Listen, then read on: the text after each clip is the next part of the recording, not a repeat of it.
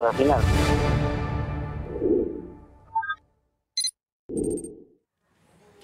Bien, y de este día histórico y este acuerdo histórico vamos a hablar con Sergio Supo, que ya está aquí con nosotros. Bienvenido, Sergio. Hola, Elio, ¿cómo te va? Bien, muy bien. Ciertamente un día muy importante en términos históricos, no solo por la dimensión hacia el futuro, sino por el tiempo transcurrido, más de 24 años desde que durante la gestión de Carlos Menem, durante el Ministerio de Economía de Domingo Cavallo, se sentaban las bases de un acuerdo que tardó un cuarto de siglo, que demoró tanto como que luego de una reunión que hubo en 1995, finalmente hubo una primera reunión durante el gobierno de Eduardo Duhalde, el gobierno interino, perdón, el gobierno de Fernando de la Rúa, Sí. lo continuó Eduardo Duhalde, y luego durante el kirchnerismo las negociaciones nunca se interrumpieron, aunque tuvieron baja intensidad.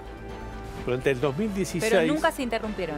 Nunca se interrumpieron las negociaciones, en un marco de pesimismo en general, por la dificultad que planteaba un acuerdo entre dos bloques regionales. Es el primer acuerdo con otro bloque regional que hace la Unión Europea. Es también el primer acuerdo con otro bloque regional que hace el Mercosur. Claro.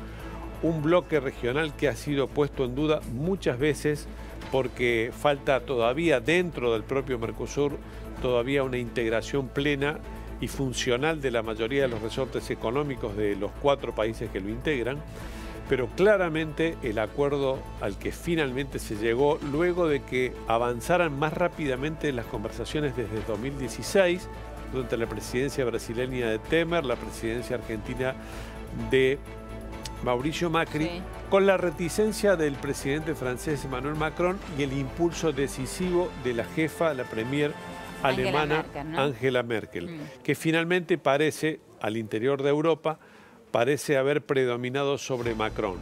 Las dificultades finales que ponían como excusa una dilación permanente era la falta de sincronía entre las economías agropecuarias de Francia, ambos ¿no? continentes, Claro. particularmente Sobre todo. por el peso que tiene el lobby agropecuario francés y la preocupación brasileña y en parte también argentina por la fortísima y muy visible asimetría que hay en términos de política y de recursos industriales entre ambos continentes. Recién decías que el bloque del Mercosur se puso en duda muchas veces y de hecho hace muy poquito con la asunción del presidente brasileño Jair Bolsonaro, cuando el propio ministro de Economía lo dijo ni bien asumió, ¿no? De hecho, claramente el Bolsonaro candidato presidencial prácticamente arrasó con la idea del Mercosur. El Bolsonaro presidente, el Bolsonaro que tiene relaciones con el presidente Mauricio Macri, ha claramente desmentido al Bolsonaro candidato presidencial y se ha avanzado sustantivamente en acuerdos importantes. En diciembre, fines de noviembre, principios de diciembre, en la anterior cumbre del G20, la que es inmediatamente anterior a la que está terminando en este momento en Osaka, en Japón. Aquí en Buenos Aires también hubo un anuncio sobre la Unión Europea y el Mercosur, diciendo que se iba a encaminar una vez más la negociación. Incluso en ese momento se especulaba con la posibilidad de que pudiera haber un anuncio. Y que la firma sea acá. Y se frustró. Claro. Se frustró Sí, porque Macron no dio el acuerdo definitivo. Siguieron negociando, avanzaron sustantivamente hasta que finalmente la delegación argentina que viajó a Bruselas, argentina, brasileña también naturalmente, que viajó esta semana a Bruselas, ya iba con la idea de que quedaba realmente muy poco. La última puntada no ocurrió en Bruselas, sino en Osaka, donde anoche, es difícil decir a qué hora porque tenemos 12 horas de diferencia horaria, y hay entre Osaka y Bruselas 7 horas de diferencia. Lo concreto es que a las 2 de la tarde de Osaka hubo una reunión tripartita entre Jair Bolsonaro, Mauricio Macri y Emmanuel Macron, para saldar las últimas diferencias de carácter legal entre Brasil y Francia. Otra diferencia de último momento que fue rescatado en Bruselas era la duda que tenía Brasil sobre la eventualidad de barreras pararancelarias cuando haya productos particularmente agrícolas que tuvieran algún nivel de objeción en alguno de los bloques. Brasil quería plantear que esa barrera arancelaria no sea unilateral, sino comprobada científicamente. Claro. Fueron las dudas de último momento que finalmente fueron despejadas y se abre ahora un largo camino, un largo proceso, porque nada será inmediato. Claro, es importante que aclares esto, ¿no? Muy porque importante. Si bien es histórico lo que sucedió hoy, es un largo el camino que hay que emprender a partir de ahora. No es que a partir de mañana ya entonces existe tal acuerdo, ¿no? Tiene la trascendencia histórica de saber que esto se continuó durante más de 20 años, que es una política de Estado, por lo tanto, tanto de Brasil como de la Argentina, como de Europa, el tratar de integrar los bloques. Pero para adelante pasará todavía bastante tiempo, al menos 2 años de ajustes técnicos, para que se lleve adelante la consumación del acuerdo. Hay 5 pasos. Sí. El primero se dio hoy, es el acuerdo. El segundo es la revisión legal del acuerdo.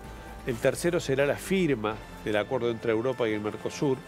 Luego ese acuerdo tendrá que ser refrendado por los congresos de todos los países del Mercosur y de la Unión Europea y finalmente la entrada en vigor de este acuerdo. No será para nada sencillo y uno piensa en las dificultades políticas que habitualmente tiene cada uno de los gobiernos argentinos y que tuvo el presidente Macri en minoría, por ejemplo, en el Congreso para tratar leyes de una gran significación. Esto significará un compromiso de una dimensión como el que quizá la Argentina nunca haya tomado, quizá más significativo todavía que el que tomó respecto de Brasil cuando Alfonsín y Sarney y luego Menem y los presidentes que se sucedieron en Brasil avanzaron sobre la integración de lo que habían sido hasta entonces 2 rivales históricos en la región, Brasil y la Argentina, luego se sumaron Uruguay y Paraguay. Pero será entonces que tiene que ser aprobado por cada uno de los países del Mercosur en sus parlamentos, estamos hablando de tanto la Cámara de Diputados como en la Cámara de Senadores, y por parte de la Unión Europea en el Parlamento Europeo. Esto ¿no? desde el punto de vista de las dificultades, de las complejidades políticas que esto tendrá, que tiene como su contracara la idea de que ha habido una voluntad política durante mucho tiempo de construir el acuerdo, por lo tanto es muy probable que esa voluntad política con más o con menos tiempo termine predominando en ambos bloques. Hay, por lo demás, la dificultad de la integración económica, que no es para nada sencillo, desde el punto de vista del Mercosur, la inquietud que genera en los sectores industriales, particularmente de la Argentina, respecto de los beneficios, las ventajas que tiene sobre la industria argentina o la industria del Mercosur, la industria europea, que es naturalmente una de las 3 más poderosas en bloque del mundo. Claramente esto ha quedado en principio salvado en el acuerdo, porque el acuerdo en términos industriales tardará por lo menos 15 años en consumarse. Esto es darle tiempo de adecuación a la industria de distintos sectores de Brasil, de la Argentina, de Paraguay y de Uruguay, para adecuarse a la potencialidad y al poderío económico, financiero y tecnológico y para que puedan competir, tiene Europa. ¿no? con aquellos productos que ingresen a nuestro país. Y al revés, todavía no hay detalles. No todos los productos agropecuarios de la región, donde hay una ventaja comparativa potencial de la Argentina y de Brasil sobre Europa, tendrán garantía de libre acceso. Igualmente, se combinó que se liberaliza el 100% del comercio en un principio, que la Unión Europea liberaliza su comercio en un 100%, pero que el Mercosur liberaliza por ahora el 90%. No hay todavía detalles de qué es lo que ha quedado en ese paraguas del 10%. Falta todavía leer la letra chica. Sí se sabe que Mauricio Macri festejó como un gol el acuerdo que, como vimos recién, hubo emoción en la delegación argentina que negoció en Bruselas. El canciller Faurí estaba muy emocionado. Encabezada por el canciller Faurí, también estaba el ministro Dante Sica, también estaba el secretario de Agricultura. Hubo allí 2 argentinos que fueron primordiales en la negociación, más allá de los funcionarios de máximo nivel, son los secretarios de Comercio Exterior, la secretaria de Comercio Exterior Marisa Bircher, y el secretario de Relaciones Económicas Internacionales, Horacio Reiser. Fueron los argentinos que protagonizaron, junto a sus contrapartes brasileñas, las últimas puntadas, las cuestiones más técnicas que pudieron salvarse para que finalmente se concretara el acuerdo. Para Macri es un espaldarazo político en un momento de carrera presidencial, por eso te decía que lo celebró largamente. Esta noche Argentina, la mañana japonesa que subsiguiente, Macri tendrá una reunión con el titular de la Unión Europea en el cierre de la reunión del G20. Ahí habrá una conferencia de prensa, se esperan más declaraciones de las que ya hizo Macri en un tono muy celebratorio. En los mismos términos se expresó Jair Bolsonaro en las redes sociales. Tanto la Argentina como Brasil están celebrando este acuerdo y lo están vendiendo como un gran logro. En el arco político argentino comienzan a surgir las primeras voces. Exacto. Ahora, de esto quería que hablemos, Sergio. El presidente Macri en un año especial electoral, en plena carrera electoral por su reelección, bueno, muy contento con el acuerdo histórico que se ha celebrado. Sin embargo, escuchamos a otro de los precandidatos presidenciales, Alberto Fernández, diciendo exactamente lo contrario. Sí, hace aproximadamente una hora Alberto Fernández, el candidato presidencial de kirchnerismo, dijo que el acuerdo le deja una honda preocupación en los sectores de la producción argentina y expresó, para empezar, sus primeras objeciones a los términos de este acuerdo, que, insisto, todavía en su detalle, en su letra chica, no se conocen. Hubo otras voces también desde la oposición en términos todavía más rotundos. Desde la delegación argentina en Bruselas se ha destacado que han seguido muy a pie juntilla las observaciones que hizo el sector privado de la Argentina sobre lo que significaba o las implicancias que tenía un acuerdo con la Unión Europea, particularmente un paper y varios documentos que aportó la Unión Industrial de Argentina, lo mismo que los sectores agropecuarios. Cada uno de los países tienen, en este caso, una representación política, pero también una representación de sus propios sectores productivos, que es lo que de alguna manera tienen una fuerte influencia del lobby político a la hora de influir sobre los funcionarios. Aprovechemos, Sergio, entonces para repasar los 4 ejes fundamentales y el significado que tiene este acuerdo histórico Unión Europea-Mercosur. Allí vamos a ir repasando con las siguientes placas. ¿Cuáles son las claves? Bueno, una de las claves es la que te mencioné anteriormente, que es la liberalización para arancelario, que Europa se abre prácticamente por completo al mercado, a la posibilidad de los productos argentinos. Esto tiene una especial importancia, por ejemplo, en la economía de servicios. Varios de los unicornios argentinos forman parte de lo que se conoce como la economía del conocimiento. Europa es un gran importador de servicios de distinta índole y ahí hay una oportunidad para los servicios argentinos, para las empresas, particularmente de raíz digital. Las nuevas empresas argentinas de raíz digital tienen ahí una oportunidad significativa. Hay que tener en cuenta que el 92% de las empresas que exportan manufacturas en la Argentina son pequeñas. Mirá. Por lo tanto, son las primeras aludidas, o serían las primeras aludidas en su camino de transformación, porque se les acaba de ampliar el escenario potencial, porque al caer los aranceles en Europa, igualmente tendrán un nivel y una nueva exigencia y un rigor de competencia que hasta ahora no tienen. Totalmente. Ahora, mucha gente no lo sabe, pero detrás de las exportaciones agropecuarias en argentinas vienen las exportaciones de servicios. Sí, por supuesto, porque esto forma parte de una cadena productiva y una cadena de valor de la que tanto se habla, pero que nunca termina de desarrollarse hacia el exterior, en ventas al exterior, salvo en algunos productos muy puntuales que conocemos. Otro punto importante es la eliminación de las barreras no arancelarias y la facilitación de las exportaciones.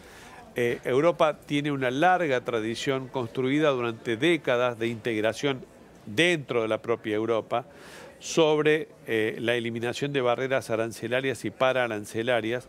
Esto le facilita o podría facilitar una viabilización de la integración comercial entre ambos bloques. Insisto que esto va a tardar años, que no es inmediato, pero claramente los procedimientos burocráticos, muchas veces burocráticos, especialmente burocráticos para eliminarla o eliminar la potencialidad que tienen los acuerdos comerciales para desalentarlos, claro.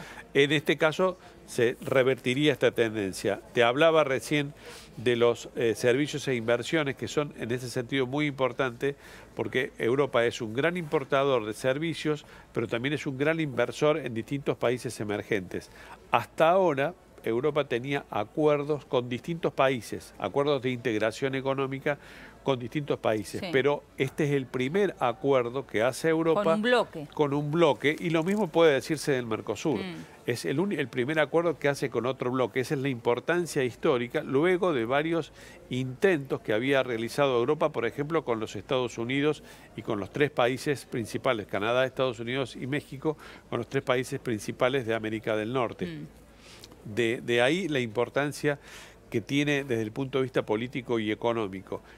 Traducido aquí a la política local, para la Argentina, es un redimensionamiento de su encuadre hacia el mundo, una redefinición muy profunda y un planteo muy exigente respecto de las políticas industriales y productivas de la Argentina. Si esto efectivamente se viabiliza, si esto finalmente se concreta, y subrayo que falta mucho tiempo, muchos años, muchas decisiones políticas consensuadas, adecuaciones, si esto se concreta significará una ganancia y también en algún caso, para algunos sectores, alguna pérdida, porque claramente las integraciones, en Europa también ocurrió, dejan ganadores y dejan, siempre heridos y dejan perdedores.